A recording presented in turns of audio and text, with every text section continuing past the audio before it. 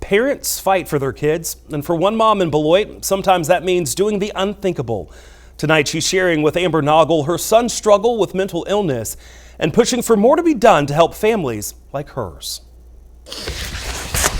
It's the worst feeling when you have to call the police on your child. Shar Ryan has two sons with autism, 8 and 12 years old.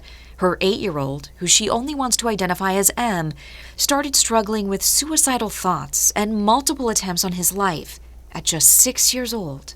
He just motioned around his neck that he wanted to kill himself, and he was trying. Over the years, Shar says he's become more aggressive, and it's harder to regulate his emotions. He is screaming and yelling and threatening to kill us and kill himself, pulling hair and biting and spitting and kicking, and it's just a rage. Shar had to quit her job to care for her kids. Her husband and older daughters help too, and they've sought every resource to get the boys the help they need through state and federal programs and inpatient care for M. His team is fantastic. He has skills therapy, OT, individual therapy.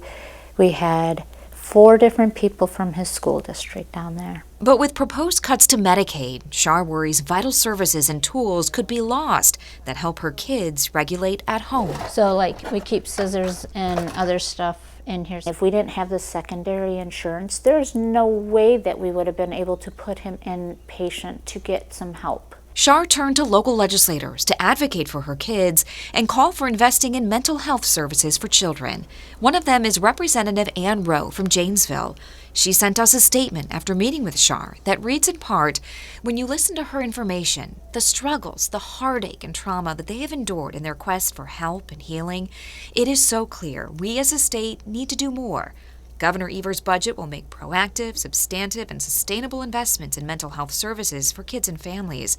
I will also call upon my colleagues across the aisle to do more." Earlier this year, the Wisconsin Office of Children's Mental Health released a report showing trends over the last 10 years.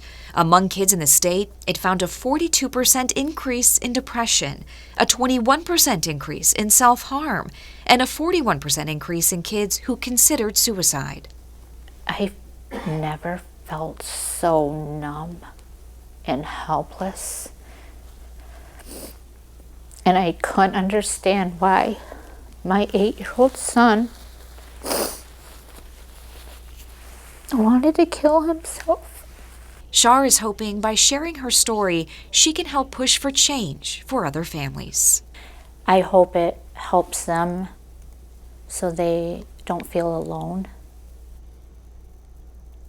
Again, that was our Amber Noggle reporting. If you or someone you know is suicidal, you can call the 988 Suicide and Crisis Lifeline to get help. We have a link to resources for suicide prevention, mental illness, and help for kids with disabilities. Just log on to our web channel, WKOW.com, and click on this story.